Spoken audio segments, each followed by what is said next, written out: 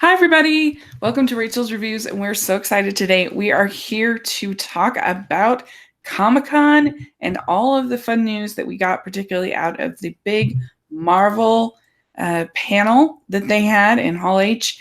And they announced all of Phase 4 and into some of Phase 5. And I'm Rachel, and my friend Patrick is here to talk about this all. Hey guys, how's it going? Phase Yeah. 4, whoop. Yes.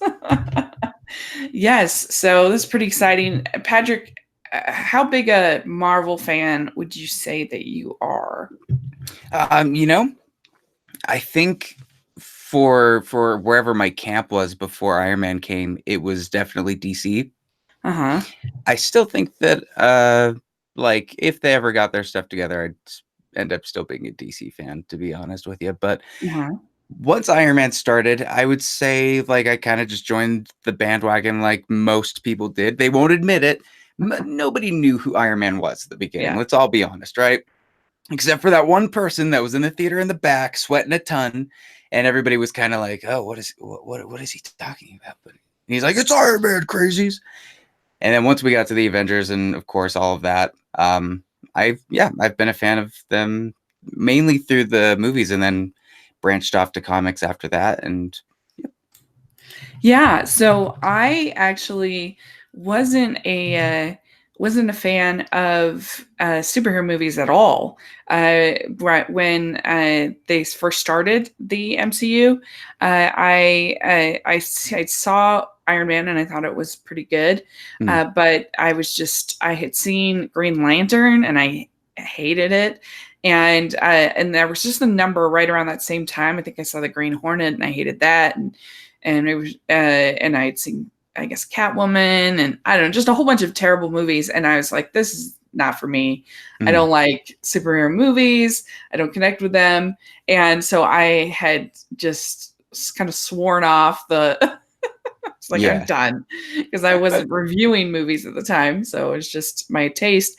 And then my friends kept bugging me, go see Avengers, you gotta see Avengers, you gotta see Avengers, you gotta see. I'm like, I don't know about this. This does not look like my thing. But then I finally watched it on DVD and I loved it. And I hadn't You seen didn't it. see it in theaters? No, I know. It's so sad. Whoa, I know. But that's crazy. I The know. Avengers? I What? know. It's terrible. So what But about the Dark Knight trilogy? what's that? I actually, You were out of that too? It was too dark? it Too much of a was Dark Knight? it was definitely too dark for me then. Too dark a I've night. I've grown up since then. But I think I did see Batman the first one in Yeah. theaters. But anyway, I just wasn't into superhero movies at the time. But then I saw the Avengers and I thought it was amazing and so funny and so witty and just delightful. And I hadn't seen the previous films except for Iron Man, and I still Mm, loved it. So that's a kind of an interesting experience. yeah. But anyway, and so I was on board pretty much from that point on, and they've had their highs and their lows. Some that I've liked more than others, but overall, I still in enjoyed. I feel like they haven't really made a, I don't know, a Uh-oh. Batman and Robin kind of Oh no. stinker or Green Lantern Wh- stinker. When you I throw the gauntlet down, Rachel, You I think they always have, have to huh? find something. What's What that? do they what would they have? What is the You on equivalent a of Batman and Batman and Robin Robin? level or Superman Maybe like 4? Ang Lee's Hulk. Like if we're talking just straight Marvel, because the DCU and like DC films are separate, so I guess you'd have to compare apples to apples. So Ang Lee's Hulk maybe could be the worst, or like Captain America's fish bulb head, like back in the 50s. They Oh, came out. Do you oh remember yeah, that one? yeah. If you're talking about that, then Or yeah, didn't in they the have an 90s. Avengers film back in the day? And there was a Nick Fury and a Black Widow, but it Yeah, was nothing. It had nothing to do with the Avengers to begin with. Like if we were to compare MCU to DCU, holy crap, yeah, ooh, they've hit pretty much every mark as yeah, far as you would say box office wise. I mean, some of the sure. films, I think it's funny. Like there's so many diamonds in their categories that it's really easy to like start picking at the one that looks a little bit imperfect. And not saying that Thor: The Dark World is an imperfect diamond, but it certainly has flaws, but it's still like Thor It's in a sense, watchable. right? It's not Watchable awful. is the term. And you know what? They decided with Endgame, we don't care if you don't like it. We're gonna make it seem way more important than it ever was going to be. You thought Thor: The Dark World was over. No. We're so confident. We're just gonna Yeah, throw it back in your face. that's a very good point. Like, and that's exactly what Phase 4 felt like. It felt like when Kevin Feige came up to announce it.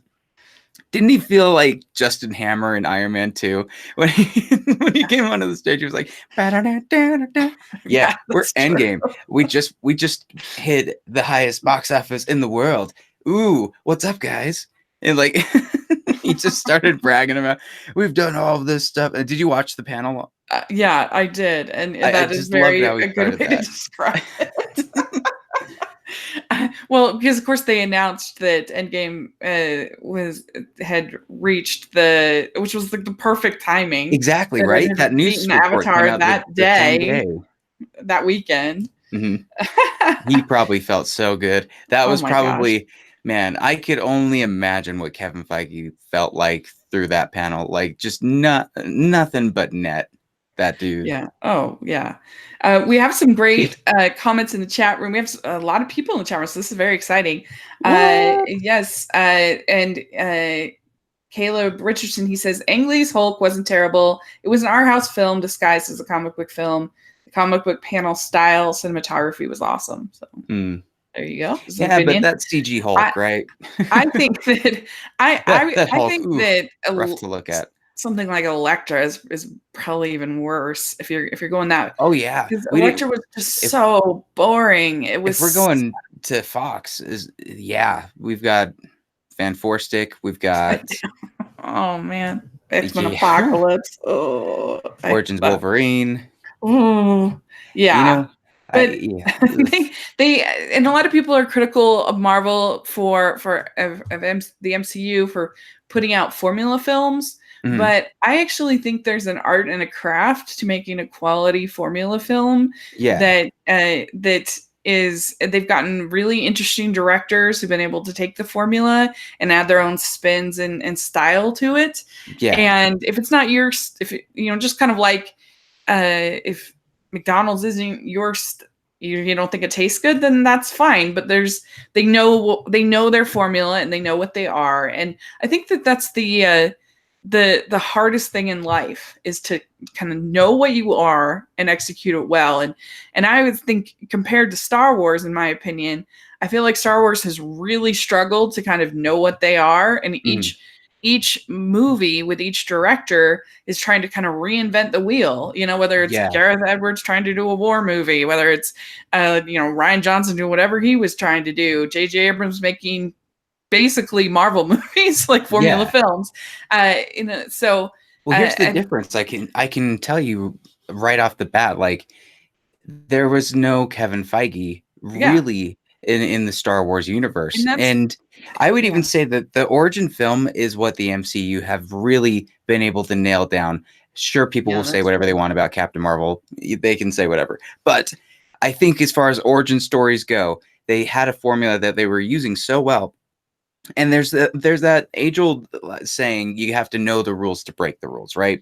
They Hmm. got it to the point where they knew what they were doing. They had just put a tree and a raccoon on screen and everybody loved them. Yeah, So they decided let's take genres and start bending genres. And that's what makes it so good is that Kevin Feige is able to weave in the full narrative, but each film has its own flavor, it's its own genre, and yeah, it still works. But Star Wars, they kind of gave maybe too much creativity to the creators of it to let yeah. them go ham when there could have maybe been a focal point or like a head, not so much with Kathleen Kennedy because she's a great producer, but maybe somebody to spearhead the ideas a little more. Yeah, there's no doubt about that at all. I mean, that could be a whole nother podcast, but absolutely, I agree that it is. I mean, nobody can deny that over there in Lucasfilm, it has been a mess. Like, even if you like the movies that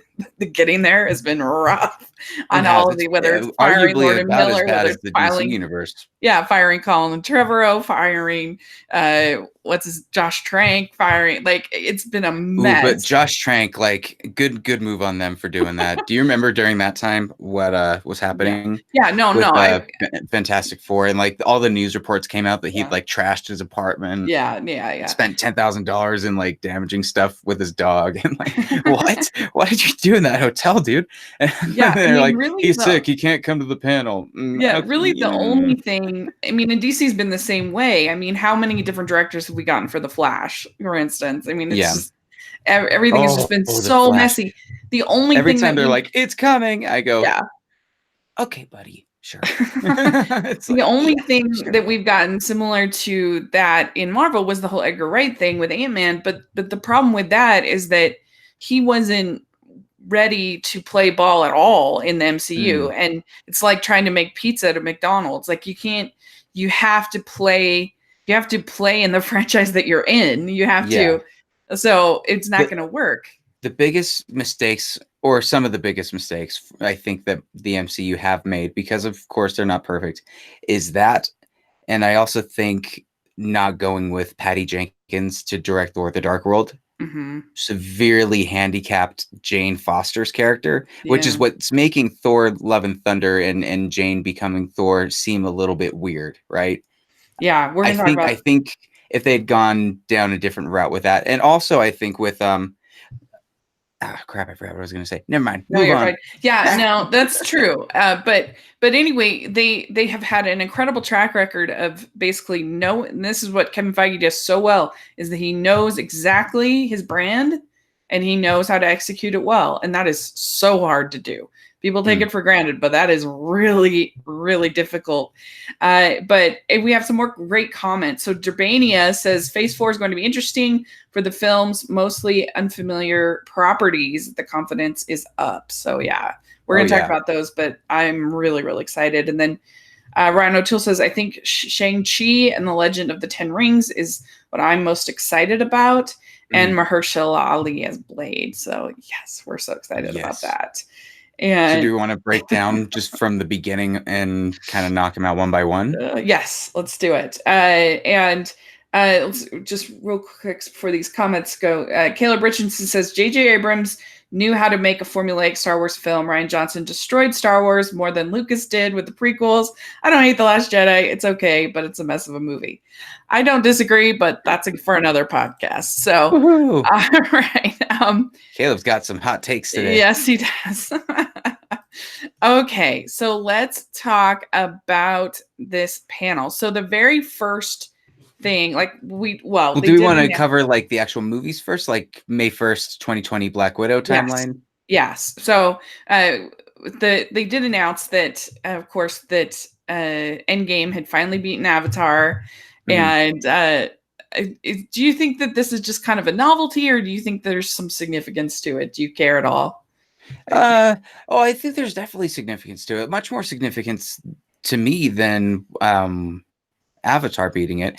Avatar to everybody, and I think even when Force Awakens and The Last Jedi came out, when everyone was talking box office numbers, they'd always go, well, it never beat Avatar because Avatar was an anomaly. Yeah. They never gave it credit, right? They were always like, well, so many weird circumstances happened to where it just kept coming out in theaters. But this, I think every single person, it's like when you see Rocky beat Apollo Creed in the second film, it's like, yes, you deserve it. You should have this now. Like you built up 18 films, made billions and billions of dollars in the box. I think 18 billion is the actual amount of how much they've made so far. Yeah, like they deserve it. And an overarching story, it's like it's something that's never been done in cinema before. And if it's not going to win an Oscar, by God, it better destroy the box office records. So I'm happy. Yeah, me too. I mean, it's funny because people act like Avatar's like the worst movie ever made now, because the worst. Because people hate is a little more derivative than people think. Yeah, well, no, people hate things that are successful. That's an American thing. Do you see that happening anytime soon with Marvel then?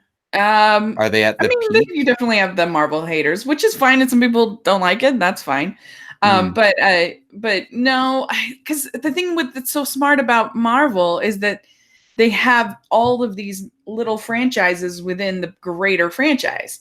And yeah, so if you don't like, say, the Avengers franchise, it's too built up. You're saying like well, they're if you don't like the Avengers franchise, then you probably like maybe the Black Panther franchise or the yeah Iron Man movies, or they're quite different, even though they have this general formula.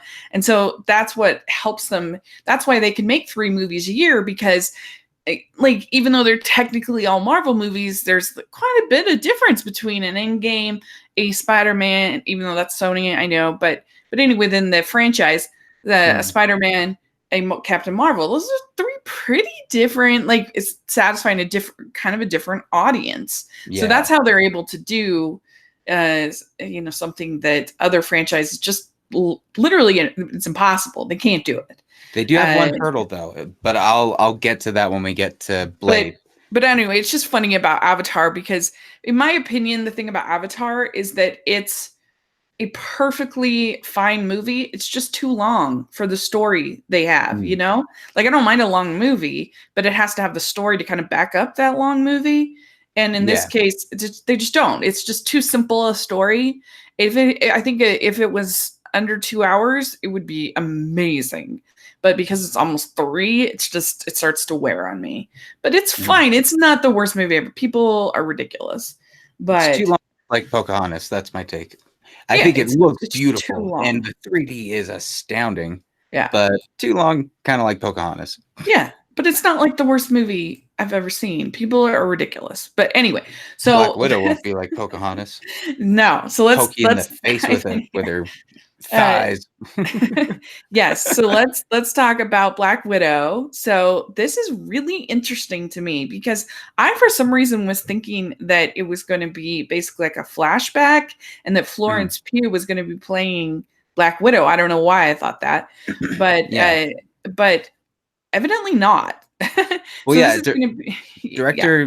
Directed by Kate Shortland, stars Scarlett Johansson. Obviously, David Harbour came on super excited to be out of the Hellboy costume. I'm pretty Yeah. sure. Florence Pugh is supposed to kind of be like the Black Widow understudy, and then Rachel Yeah. Weisz is, I think, the villain, isn't she?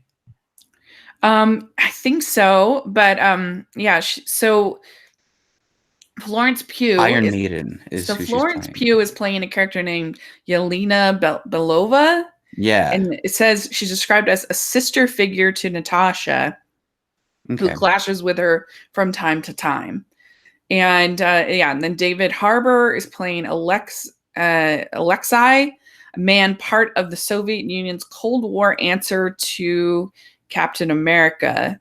also known as the Super Soldier Red Guardian. So that will be interesting. Sounds like I wonder if that will be a Well, he surprise said villain. during the panel that he has some beef with Captain America. So Super Soldier, we'll see what that means. Yeah, Hopefully they don't tie that too much with Cap. I want more Black Widow than Cap in this, please. right. I mean, I wouldn't be surprised if he ends up being kind of a surprise villain. You Hmm. know what I mean? I could see that. You think A lot of people were thinking that he was going to be Taskmaster, I believe, mm-hmm. but I think Comic-Con confirmed that he did not want that, and that's not him. And Rachel Weisz she's playing Melina Vostokov, Yeah. and that's Iron Maiden, so that would be the villain. And during the panel, they showed the logo, then a clip with Black Widow and Shostakov fighting, and they moved past these pretty quickly, right? That's about it, and then they went to the next one. Yeah. Yeah, this is a woman who has been through the Red Room training program that spawned both Widow and Yelena several times, and then so yeah, this surprised me because they said that they were going to talk about Budapest, which Mhm. really excites me because I Apparently, that's where love that that in scene takes Avengers. place that they saw. It takes place in Yeah, Budapest. but Do you but think Hawkeye will be in it? he'd have to be. I mean, come on, that's Yeah, the funny one of the funniest parts in Avengers. just a flashback, You please. and I remember Budapest very differently. That would be so funny. I would love it. And so Scarlett Johansson, she said, I think that's what drew me to the story is she has so many secrets and she's got so much vulnerability. And that's what makes her such a great heroine. Oh, wait, no, this is director Kate Shorhan, sorry, that said this. In this film, we get to understand her past and she gets to put all the pieces of herself together and come out a whole person. Do you think, spoiler alert if you're one of the like 2 people on the planet who hasn't seen Endgame, but do you think that this will be hurt at all by the fact that we know that Natasha died in Endgame? No, I don't think so. The timeline is already set, right? Like this isn't some weird suddenly her eyes pop open when she's in Vormir. Okay. Or wherever she was at, sorry. But I think that I don't know. I'll be interested to see where this is coming from. She said that she couldn't have done this story without it taking place right now at this point with the MCU. So I'm glad they're making use of what has happened and that they're not kind of shying away and giving you like a straight prequel or origin story to it. So I'm interested to see what they do. Yeah. See, I mean, going into it, I was thinking this was going to be even more of a prequel than what it seems like it is. Like, I think there's going to be a mixture of present and like flashbacks back, and it's all going to weave together. So I'm really intrigued about this. I think that that it's going to be a really fun movie. Yeah. And then they moved to Falcon and Winter Soldier. Yeah, and I think that a lot of people that maybe felt like certain aspects of Captain Marvel that maybe felt a little heavy-handed, it seems like this hopefully won't have some of those complaints, but we'll see. I don't think that's really in. I think, that's a whole can of worms. Well, maybe at least for a few people. It seems they're just different characters. I doubt we get it. Yeah. So we got a couple comments about this. Jabania says, what interests me most about Black Widow is David Harbour's character. There's an interesting Alexei Natasha backstory. So yeah, I think that could be really interesting for sure. Do you think that they're going to try to give all these people Russian accents, or are they just going to not care? Oh yeah, David Harbour was sporting one when he was on the panel. Okay.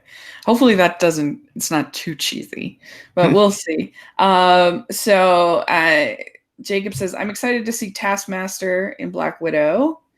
And let's see. And then Caleb Richard says, I'm a little scared of the movie potentially taking place in Russia, given the current political climate. I hope that doesn't hurt the movie. I think that's unlikely. I think that Marvel has never really been very political, so I think it'll just be kind of window dressing. I don't think it'll be too controversial, but who knows? Yeah, and if it's there, so what? Yeah. Black Panther is a politician. Like, so what? You're gonna have that. I mean, it's a fake country, but yeah. She's from Russia. I'm worried that the Black Widow movie is gonna be in Russia. What? That's so weird. That's like, I'm really worried that the Captain America movie is going to take place in Brooklyn. But there's a difference between I don't know if we should do it in New York. There's a difference between the setting and it being overtly political. Now, if you're saying happening. I don't want them to say, let's talk about Trump and Putin and go deep into that. That's one. But to be like, I don't know about that continent, that Russia country. I don't know. That's kind of funny. I don't think it. I agree. I think I would be very surprised. Don't worry, Caleb. It's fine. I would be very surprised, Caleb, if it was overtly political, but who knows? Okay, so then we get the television show, the streaming show. The first one of Disney Plus. The first one in fall, and the Falcon and the Winter Soldier. Is coming up, and Caleb says he's most excited for the Falcon and the Winter Soldier. So that's really fun. And so they're going to have, I think, one more season of Agents of S.H.I.E.L.D. And then we'll be done with that. And so this will be what's interesting about these Disney Plus shows is, as opposed to the Netflix shows, and just barely with Agents of S.H.I.E.L.D., that these will have real connection to the they'll have a real connection to the MCU, which the television shows so far have They all have barely had with Agents of continuity to Shield. them, yeah. So Whether that's this one's gonna exciting. be a super big tie-in like WandaVision they said would be, I'm not entirely sure. But what we know so far about it is that Daniel Bruhl is back from Captain America Civil War as Baron Zemo. They made it a point to not just call him Zemo, but Baron Zemo. And they even had a little like glitch out during the panel with Daniel Bruhl giving a speech, this threatening, like, I'm coming for you, wait there, soldier, or whatever. And you see the purple mask from the comics. And so that was their big thing. Of course, we're having Falcon transition into Captain America in the series, I'm assuming, because it's going to start with Falcon, and then he came out with the shield. So, I mean, that's got to mean something. Yeah. Do you kind of wish they were just keeping him the way that keeping him as Falcon as opposed to becoming the next Captain America? No, I'm excited to see the transition, because here's where they're going with all of this. I'm seeing Falcon is the new Captain America. We've got Jane as the new Thor. We've got Peter Parker as the new Iron Man. This really cool transition, and every single like character, like, I don't see it as a downgrade at all, you know? And honestly, Falcon was just the guy that was in the air doing stuff. I keep picturing like Falcon in the air hucking the shield at stuff. Like, how crazy would that be? Yeah. Right? As he's flying, just like boom to people. Like that would be so cool. There's a lot they can do with that character, especially with him being a veteran, all of the stuff they can pull from there. He is like what Captain America said, he is the next person. Like, it's yours, you know? Yeah. So I'm excited too. This is described as a buddy action drama. Yes. And this is Maybe, set up. buddy. Frenemy. Yeah. This is set I'm excited for that. After Endgame. And so that's cool. And they have the Empire TV series veteran Malcolm Spellman as head writer, joined by John Wick's Derek Kolstad, and the show has Carrie Skolgad as director, and so a pretty good group behind it. And they obviously aren't going to have the same budget for these shows as they have for the movies, but I think it will be at least a decent amount. I mean, Disney spares no expense lately, and if they're really trying to make this fit in, I heard that what does the Mandalorian have? I think it was like $7 million an episode, I believe. I'm probably wrong in that, but that's a lot. That's a lot to play with. And if they can do that, how many episodes is the question? Ooh, I'm not sure because if they're going for like a 13 episode arc, then they're going to have to spread out a budget. But if they're going like, this is a 6 episode series and it ends, I mean, I could see them putting a movie budget into it. Caleb says 10 million an episode, I guess, for The Mandalorian. So that's pretty amazing. Yeah, that could definitely. Disney's just like, bucks, money. Yeah. You guys got it. and we did find out that Zemo is going to be using the purple mask from the comics, so that'll be pretty fun. And Anthony Mackie says, beat you once, we can beat you twice. So that was a fun thing. So I think he's probably going to be going after Bucky. If you think about it, like he's going to try to return him or something again. And I think the two of them are going to have nice chemistry. I'm excited. And the thing that I think is so appealing about Marvel is that they are about their heroes. They're about, and they have gotten. I think that they have pretty much nailed it with casting in almost every character. Like it's except for Hulk. Like at first, it's hard to think of a character that maybe, I guess, Jane Foster wasn't great. Hopefully, we'll talk about her. But almost every role they have just gotten incredible casting, and I think the two of these will have really nice chemistry, so I'm excited for it. Yep. All right, moving on. Okay, so we have the Eternals, and this is November 2020, and this is really interesting. I'm very excited about the director Chloe Zhao. She did a movie, an indie called The Rider, it was very raw, and it was very I kind of there was like two horse movies last year. There was Lean on Pete, and there was The Rider. They were both really good and beautifully made, but I preferred Lean on Pete. But but anyway, she did a very good job directing that movie, and the cinematography is beautiful, and so to see her get her shot at a mainstream film, this is exciting.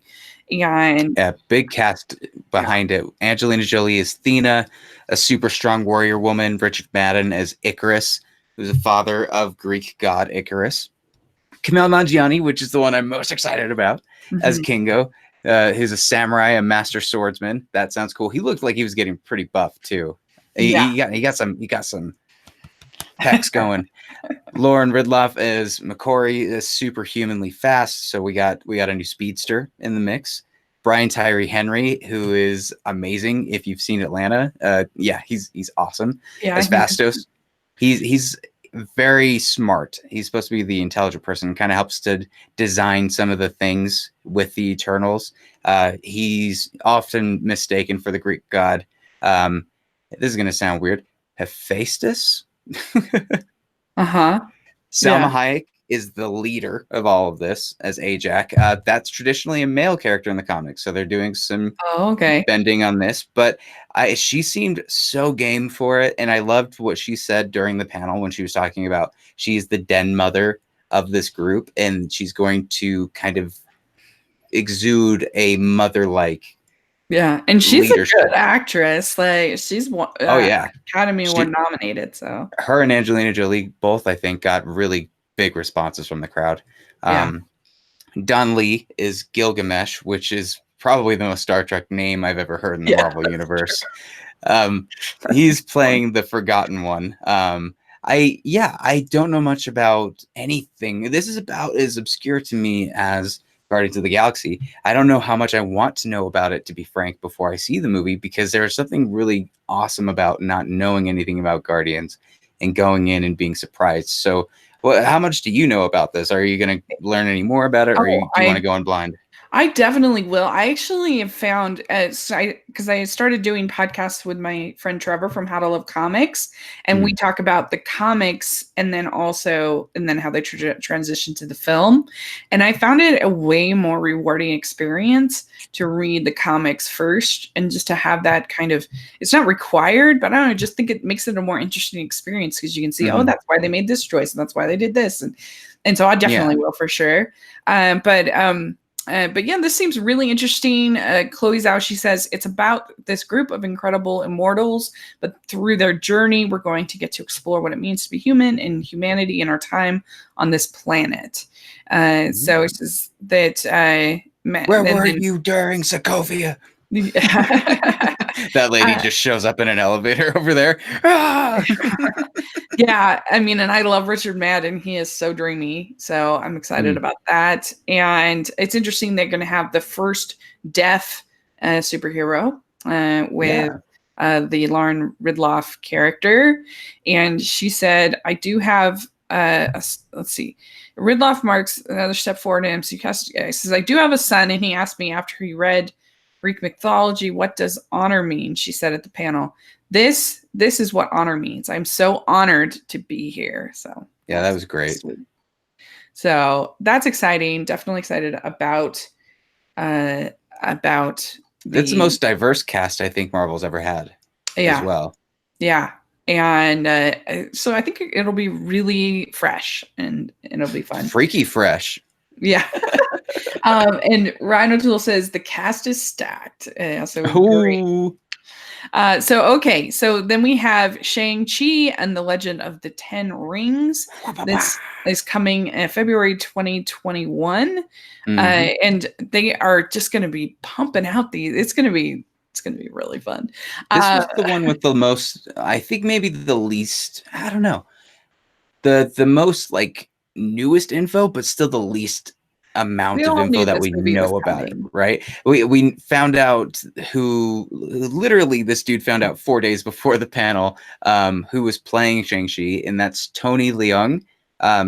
director Destin Daniel Cretton came on stage and saw Kevin Feige and was talking about how he's like, hey, I'm just this kid from Maui. I'm just from Hawaii.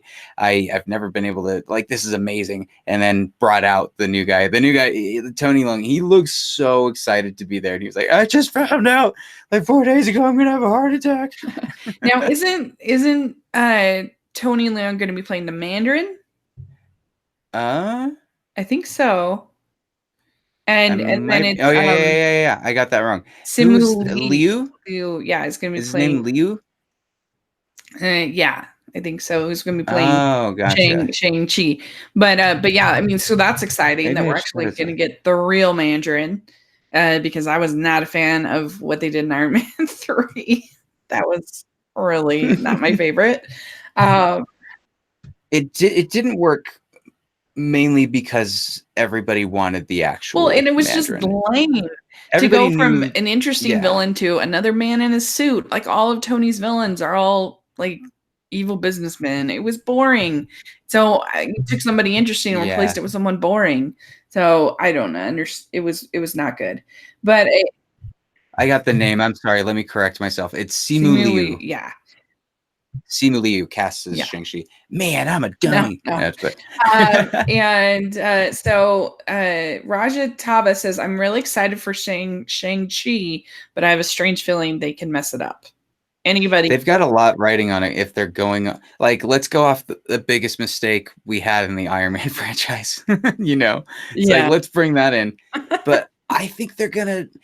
We've never seen this 10 rings before. We've seen the 10 rings from the Middle East, like, during like a terrorist attack or something. But this is coming from the Far East. We're looking at a real Mandarin and I remember looking up the Mandarin. He has kind of his own little style of Infinity Gauntlets in the 10 rings. He actually has 10 rings that all control different parts of sorcery and magic and stuff. So I'm excited for it. We're going to get a lot of magic this phase. Yeah, that's true. That's a good point. I'm really excited for it. I think it's going to be, I mean, I like martial arts films. Mm-hmm. So I trust Marvel to make a competent, I don't think it will be a disaster, but there's always that potential. It's going to be a new phase. We're going to be taking a little more risk. And so it's going to be interesting to see what happens. But I'm not crazy about the director just because his name Destin Daniel Cretton, because he made the movie The Glass Castle, which I absolutely hated. He did. Yeah, I absolutely I remember that one. Hated that movie. Oof, that was it's a rough subject for that one. Don't go see that one if you get a chance. It wasn't for me. Let's put it that way. But Awkwafina's in this from Crazy Rich Asians. I think that's the most exciting casting is Awkwafina. I love her. She's amazing. And that'll be the humor for sure. She's going to be the comedic part. Yeah. And if you've seen The Farewell, which you should, it's really good. Where is it playing? Side note. Because they had it, I swear, announced at Salt Lake Film Society. And then all of a sudden So did you go to the screening? No, I saw it at Sundance, and it's great. Yeah. Lucky dog. So we have some comments. So let's see here. Ryan O'Toole says, I think the film should open with Mandarin blowing off the head of Trevor Slattery. So that would be pretty good. That would be pretty good. Agreed. Raja Tava says, I didn't like what they did with him in Iron Man 3 as well.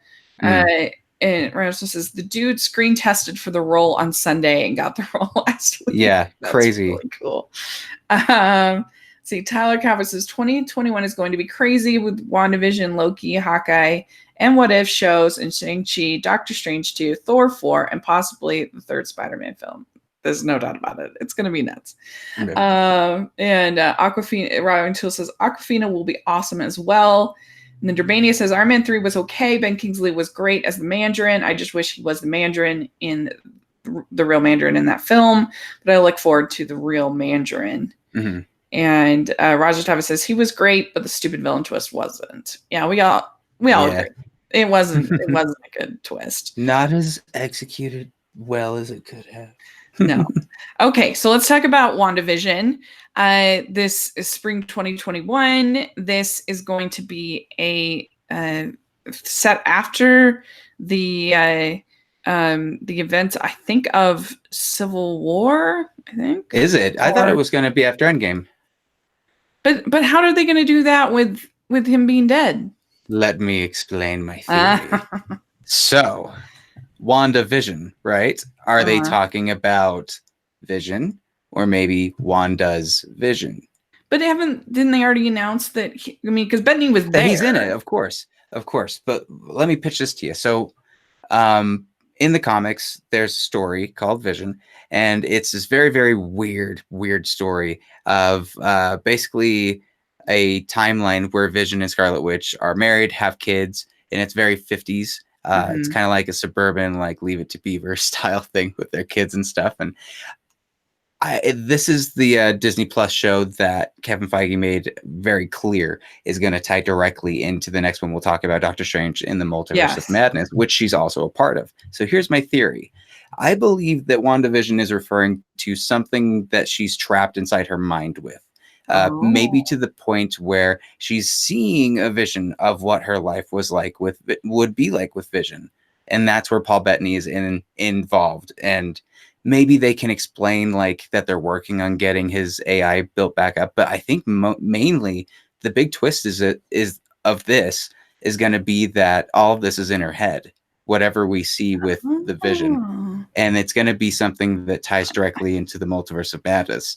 Maybe she's that madness. I was thinking, like, is this going to be their I mean, I wasn't really thinking this, but as a joke, I was thinking that this is going to be their their romantic comedy. It will. It totally will. Because all we know about Wanda and Vision's time is them like making spaghetti and And I really truly think it's going to be like that, but there's also going to be this weird, like they're going to have some weird hints of like maybe you're not really seeing what you're seeing. Yeah. That would be dope. And then Doctor Strange has to fight her or something. Like he's got to get her out of that. Yeah. Feige said, if you thought that logo was strange, wait until you see this show. It's unlike anything we've done before. Strange. If you think that's strange, Doctor Strange. Interesting. It's going to get weird. We're going to go deep. We're going to have lots of surprises. We're going to finally understand Wanda Maximoff as Scarlet Witch. Because, she's never really been Scarlet Witch hardly at all in the MCU. So, I think she's going to go crazy. And I think Doctor Strange has got to fix her. Like, I loved the moment with her and Thanos in Endgame. But they haven't used her powers as much as they could. And she's gone through enough where she can really unleash. Like, she could be what Jean Grey never could be in the movies. Yeah, and Paul Bettany said, I have no idea. Last thing I knew, I died in Infinity War, so I literally have never been this confused in front of this many people. Every time we get to do this, the stories get richer and richer, and this is the richest of all. I hope you love it, because this is going to be surprising and weird. Nice. And so, and then like you said, they announced that she would have a major role in the new Doctor Strange, which we'll talk about in a bit, that Doctor Strange in the Multiverse of Madness. And I really like the way that Marvel has done this, where I know some people thought there was too much Iron Man in Homecoming, which is fine. But I like, really, since Iron Man 2, that they kind of will introduce their new character, one character, and then and they kind of have, and that's what I think makes their origin stories really work, is because you kind of have that support of an existing character. Even in Captain Marvel with Nick Fury, just there's every single one practically has something like that. Even if it's just more of a kind of a cameo, like Falcon in Ant-Man kind of a thing. I think will make an appearance in WandaVision? I think we're going to see Pietro Maximoff again. I think we're going to have some Quicksilver. Oh, that'd be fun. I think she's going to have to. She's going to have to discover that. She's going to have to get past it. Yeah. So Lashana Lynch is going to appear in this as Monica Rambeau. And wait, not Lashana Lynch. Sorry, that Monica Rambeau, the daughter of Maria, who was played by Lashana Lynch, is going to be, and played by Teyonah Paris from If Beale Street Could Talk, is going to be in this series as well. So that's pretty fun. Yeah, and it'll be interesting to see. We have some, Durbania says, I just don't care about Wanda and Vision's relationship. How dare you? How dare No, you? I'm just kidding. Ryan also says, I I wonder. thought he put in the comments, how dare you? No, I was said like, that. That's such a weird comment. I like it. I like you. Ryan also says, I wonder how Monica Rambeau is going to be in this. Yeah, so that'll be interesting to see. Mhm. Raja Tava says, I think their relationship was interesting and had more potential, but they kind of wasted that potential. And Tyler Cover says, I just want to see more Scarlet Witch since she's so underused in the films so far. And then Devaney says, I like the moment in Infinity War Wanda has to destroy the Mind Stone and the pain in her face. That was interesting. But in the MCU overall, just wasn't invested in their relationship. So there you go. And Ryan says, I wonder if the accent will come back. So nah, yeah, they're done with that. Interesting to see. So as they do a flashback, it just switches the accent. So I'm excited. Funny. I think that'll be fun, WandaVision. And then Loki series, and I am a huge Loki fan. That's part of the reason why I love the first Avengers. I love Loki. I just love him. I think he's so interesting and fun. And that's why I can never really hate any of the Thor movies, because at the end, I love Thor and I love Loki. And I think anything with them is always going to be fun. And I mean, I love Ragnarok because of that, because I love they finally got the script they really deserved. But I don't know. I love Tom Hiddleston as Loki so much. I'm excited for where this particular Loki is going to go, because Kevin Feige confirmed this is the Loki that stole the Tesseract and disappeared in Endgame. So he's still pretty mad and freshly beaten by the Avengers. So I think we're going to lose a lot of the character development that we had up to Ragnarok, but that makes me excited to see because he can't really go back to Thanos because he failed, and he can't really go home. So what is a guy that's just angry at everything and has the Tesseract to just travel anywhere he wants? What does that guy do? It sounds like it's fun. My kind of hope for this is that it'll kind of be the MCU's version of Doctor Who. And it'll be kind of going all over the place, and like, that'd be funny. Wouldn't that be cool? Just I want him messing with historical time events and just like, that would be fun. It would be awesome. So that's sort of my secret hope, but who knows if it will happen. Before we jump over, there's one more thing with multiverse that we didn't cover. It's supposed to be Marvel's first horror film, still PG-13. Yeah, no, we'll still talk about that. Sorry, I didn't know if you were jumping. No, you're good. And so I mean, of course, Tom Hiddleston was iconic for making the appearance at Comic-Con as Loki, all in the outfit and everything. But this time he was just in his regular clothes. And so but I think that was by design, because they're trying to sell this new show. And he says, you guys saw Avengers, right? He's still that guy. And just about the last thing that happened to him was he got Hulk smashed. So there's a lot of psychological evolution that hasn't happened yet. But Kevin has generously showed me what his plans are. I can't tell you any of them, but it is one of the most exciting creative opportunities I think I've ever come across. So that is really exciting for a Loki fan like myself. I am thrilled. So, yay. I will definitely be watching that. I can tell you that. Okay, now we are getting to Doctor Strange in the Multiverse of Madness. New title, kind of a mouthful. But I think they wanted to make it clear after Spider-Man Far From Home was kind of ambiguous about, is there a multiverse, is there not a multiverse, whatever. That I think that this was by design that they gave this title. Yeah. Yeah. Oh, for sure. I think they've. What did Kevin Feige say? Just because Quentin Beck is a liar doesn't mean the multiverse doesn't exist. That's cool to me. I see a lot of potential with this, going back with what Scarlet Witch has to bring when she's in this. They're going to keep it PG-13, but to be a gothic horror film in the MCU, I'm ready. The main villain is Nightmare as well, but there's no casting on him yet. Yeah, and I think that it will be a PG-13 movie. I do not see them making this an R-rated film, but you can get away with a lot in PG-13 these days. Practically, you can get away with almost anything if you don't show blood. So I think, which is ridiculous, I think by this the one way. will be just fine because it's all magic anyway. Yeah, I mean, Feige actually said it's going to be PG-13 and you're going to like it. And you're gonna like it. I know that was like Yeah. a quick Jedi mind trick to shut that guy up. Yeah. But I think that, like I said, you can get away with a lot these days that you can't with PG-13. So Mhm. I really love Benedict Cumberbatch as Doctor Strange. I think that I mean I liked his movie more than most. I think I thought that. I thought that it was a pretty good origin story, and yeah, it had a formula, and it was, I guess, similar to Iron Man, but I was fine with it. I thought that he did a good job, and there was enough emotion. Mhm. And I always like Tilda Swinton and anything; she's great. Yeah. But then I think he's been also just really strong in his little parts in these other films. He's Yeah. really elevated, whether it's Thor Ragnarok, whether it's Infinity War. That he's been really good. So that makes me excited for this new one. And then they asked that Wanda, Scarlet Witch, will be appearing in this one, and that's really cool. Mhm. I'm very excited about that.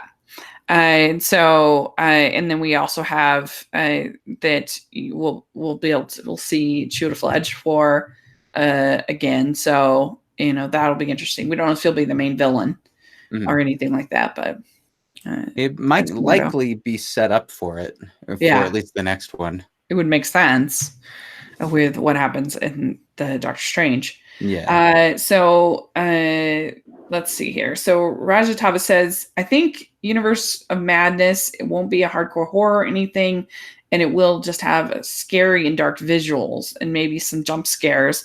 I don't know horror movies love doing that horror movies love doing nowadays. So yeah, that's fun. That's true. Ryan says Blade should be R-rated. We'll talk more about that. Looking deeper into movies says, I just really hope that Mordo makes a return at some point. They can't just leave him hanging. And Ryan O'Toole, I found Doctor Strange overrated. And Tyler Calvert says, you mean underrated? I agree. Underrated. I thought it was really fun. I really enjoyed it.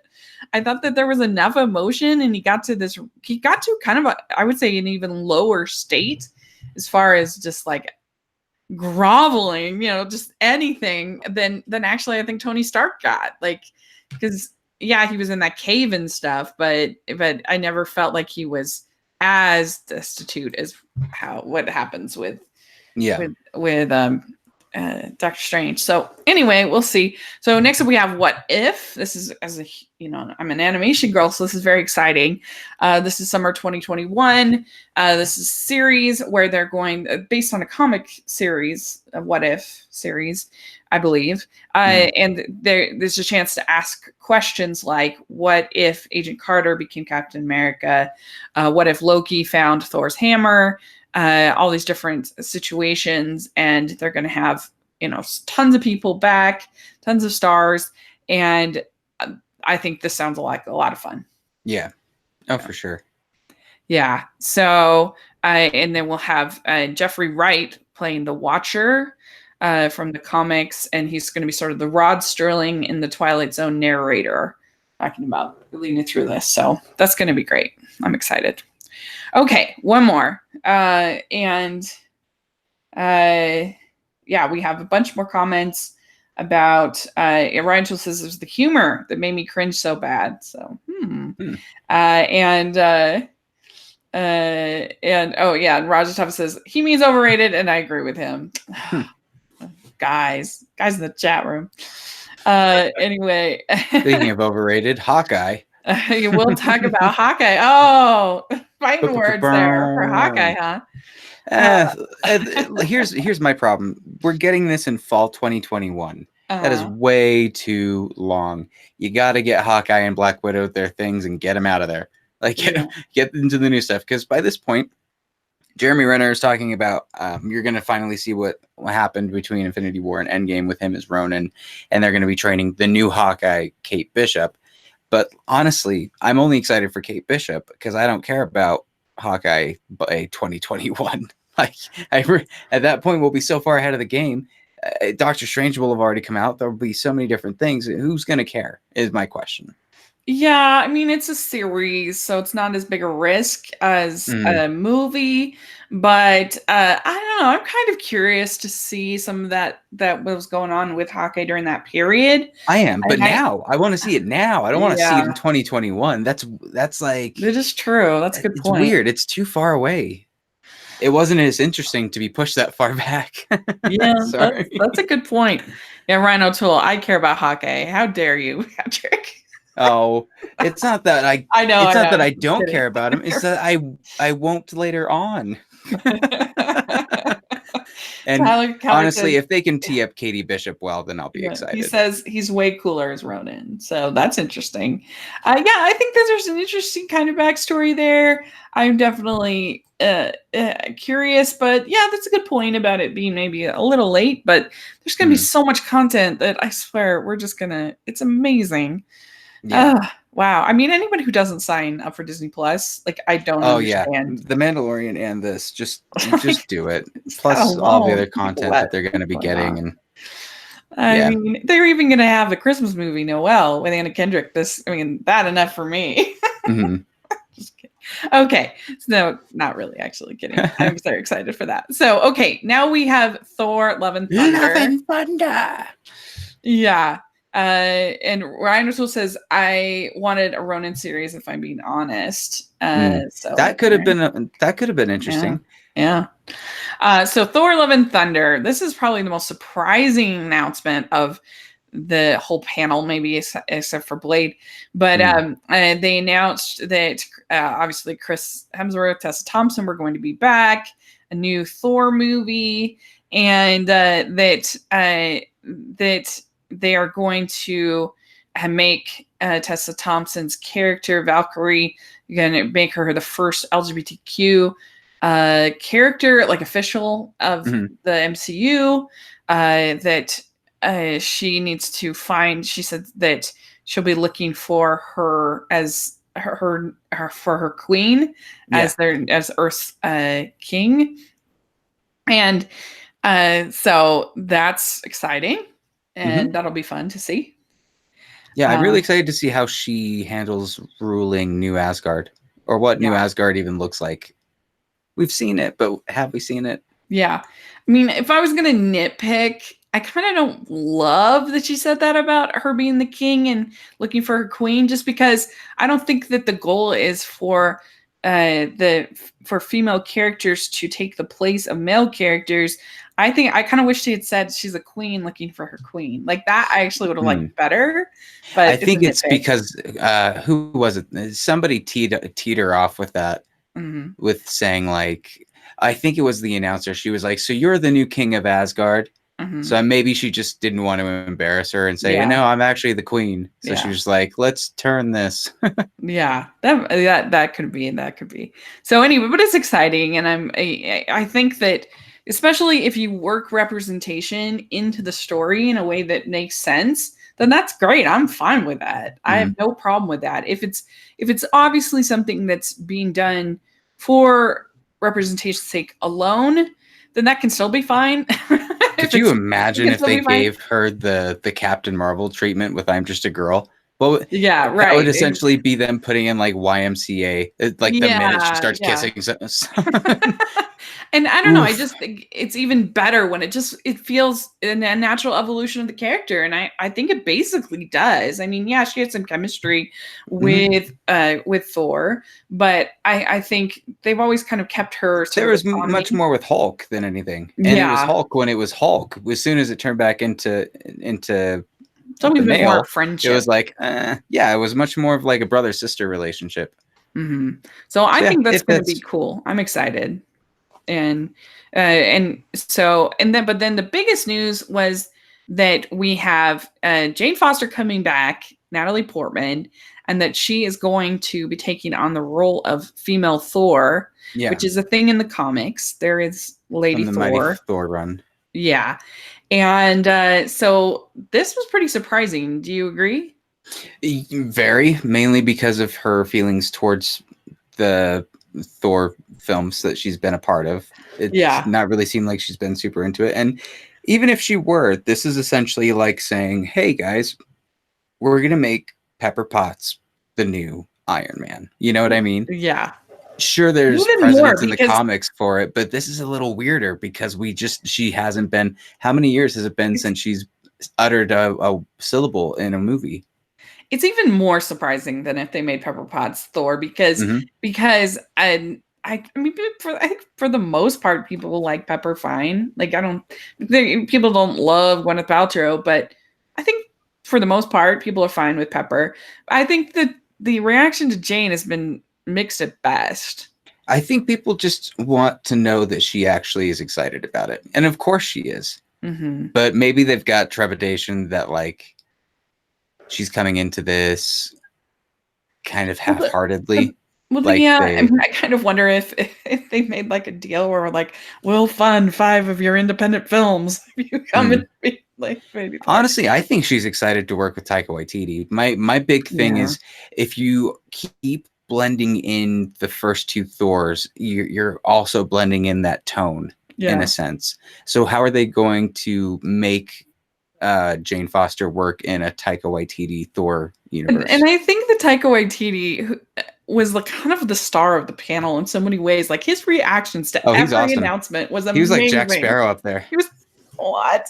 He was so great. He's just such a I love him so much. He's He a is such a character. light and it just a I want man, I think if I could pick somebody to have a meal with in the MCU, I might pick him because he's just Yeah. so cool. He's so I would. great.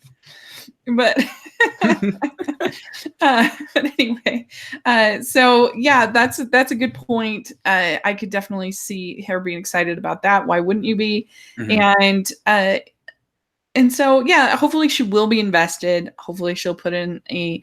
It's not that she was necessarily bad. It just I feel like her role was written to just kind of be a nag. She was just a MacGuffin for all of the Dark Yeah, World. she She was just wasn't used kind of for anything a else but a plot point. yeah, she was just kind of a nag to Thor, and that just made her not great. Yeah. So hopefully they can give her some personality, some distinguishing characteristics that we can be rooting for her. That Yeah, would I be want to great. see it. I want to see the new Jane Yeah. as far as because there's a new Thor. Let's get a new Jane.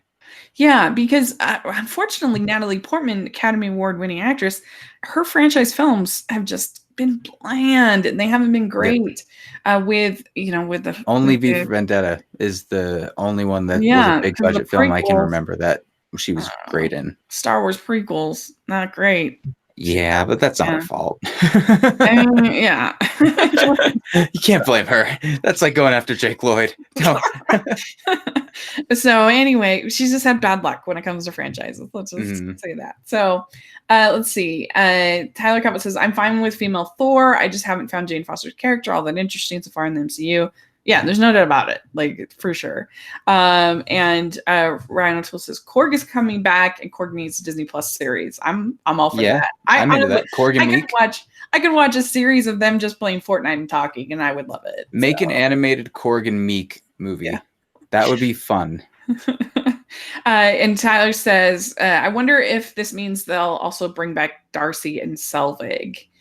And no, I don't think so. I don't think so. But I think no. Jeez. That stopped me in my tracks, man. Just don't. Yeah. Malekith is back. So that was all of the Phase 4 announcements. That was a lot. We are going to be having so much entertainment brought to us. Like, are we going to have time to do anything else? I don't even know. But they're not giving us the time. But that wasn't all. It was so exciting. So they're about to finish up the panel, and they announce Mahershala Ali come to the stage, and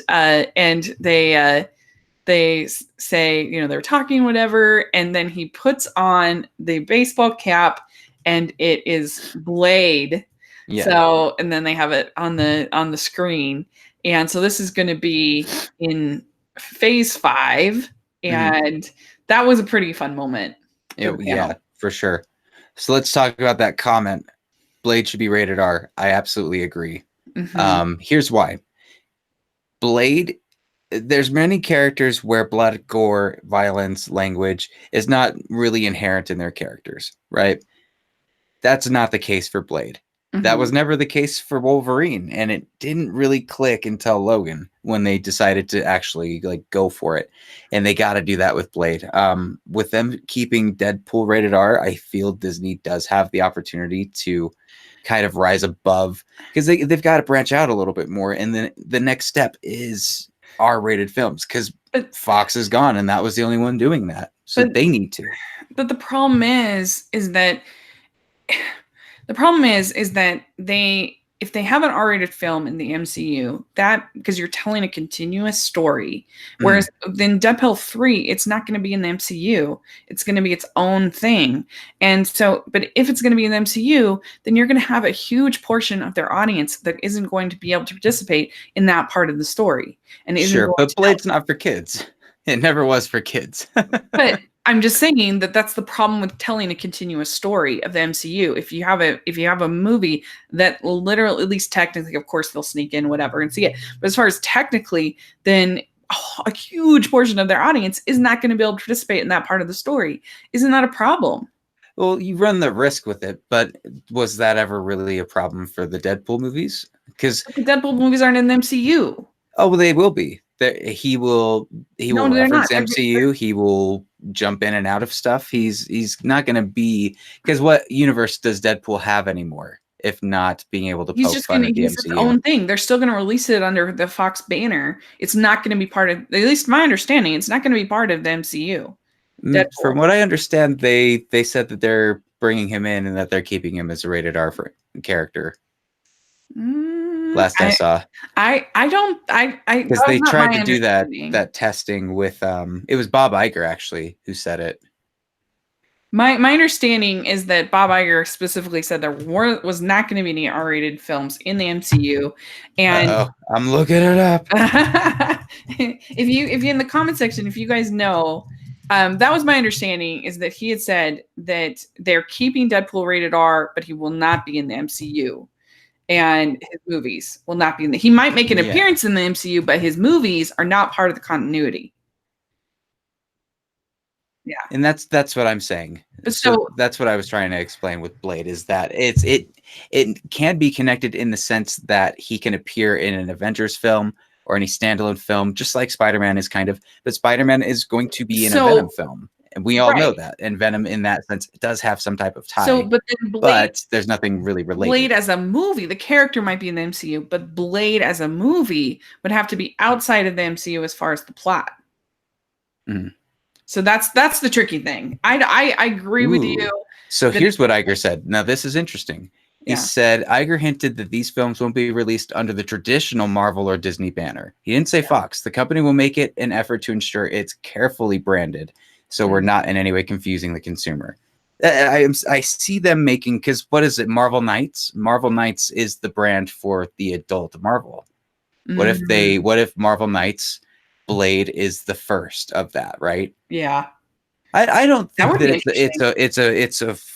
it's a far enough cry to put in a R-rated standalone franchise into a PG-13 world and have it disrupt anything. You know what I mean? Like, Mhm. I don't think it would disrupt any flow.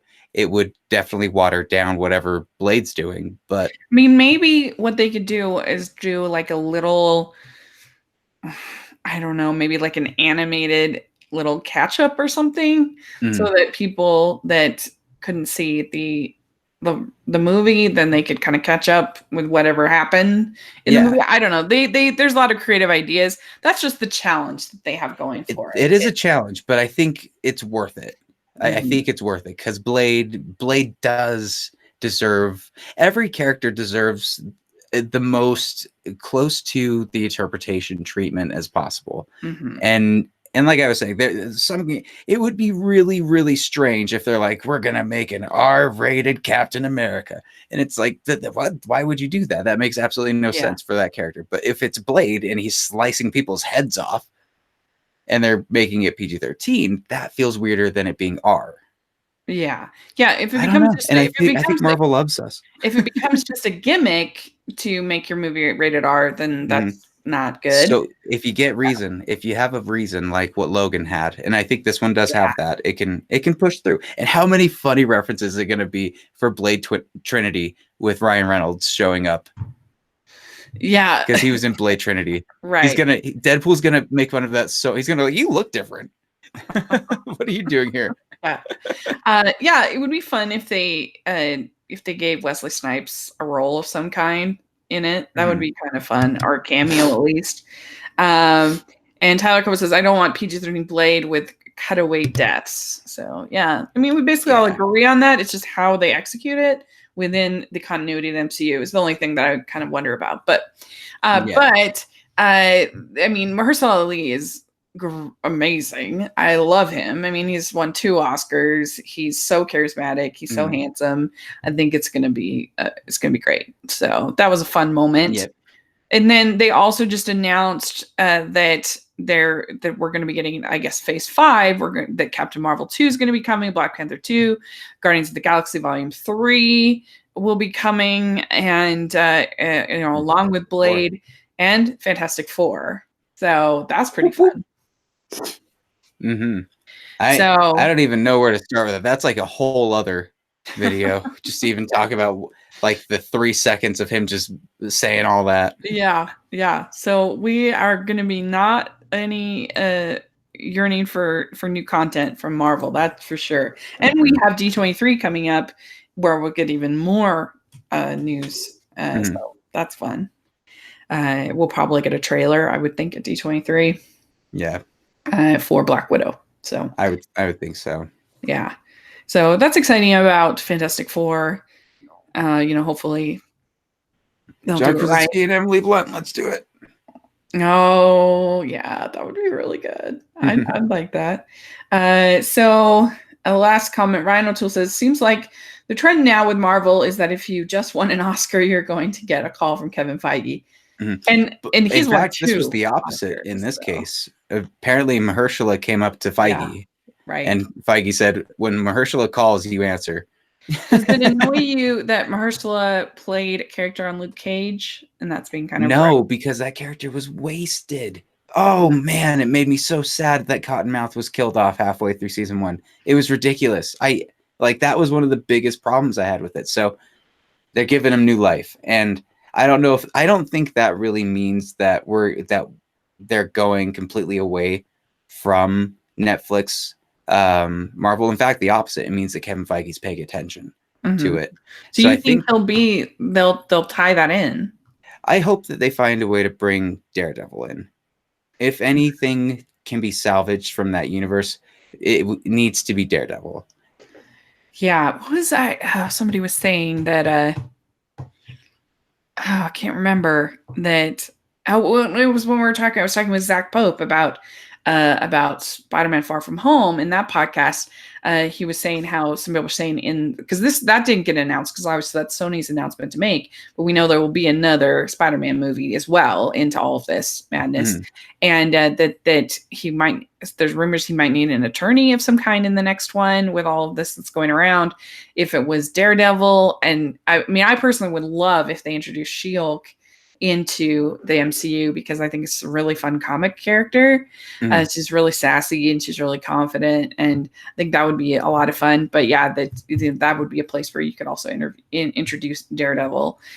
So that could be fun. So anyway, it's going to be really interesting to see what happens, and it definitely was an exciting panel. That's for sure. The only thing I would have been kind of annoyed at if I was at San Diego Comic-Con is that there was no exclusives at all. Like everything that was aired to every, like, I'd be so, like, if I guess there were a few Black Widow clips. That was the only thing that was exclusive in the whole panel. And if I'd slept overnight to be in that line and I could have gotten everything at home, I would have been kind of annoyed. Yeah.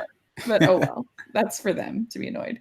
So Tyler says, I want the Punisher back too if they make Blade rated R. So yeah, it'll be interesting to see what happens. But this has been really fun to talk about. Would you say there's one thing one property you are most excited about? out of all these? WandaVision. I want to know what that is. Oh, I think WandaVision's my top. yeah, very cool. I am excited for all of them. But I think I'm probably the most excited. I know I'm really intrigued about Shang-Chi.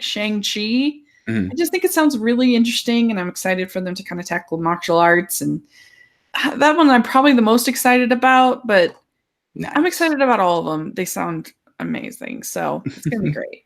It's going to be fun. So Sweet. thanks so much for coming on and talking about this with me. I really appreciate it. And thanks everybody in the comments for your great comments. This was very exciting.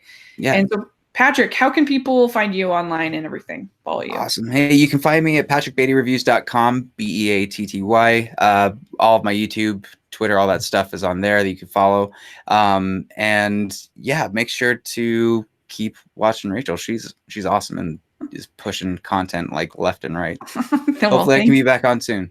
Yeah, thank you so much. And yeah, you can follow me, Rachel's Reviews, all over social media, iTunes, and on YouTube. I'll post this on iTunes once it uploads as well. And then I have my blog at rachelsreviews.net. So check that out, where I cover a lot of movies through written reviews. And then I also have the Hallmarkies podcast, which is so much fun. I really enjoy doing that. So that's great. And thanks again. I really appreciate it. This was a lot of fun. Yeah. And thanks again for the comments. And yeah, we'll have to see how it all plays out. Yep. All right. Alrighty. Thanks again. Bye, guys.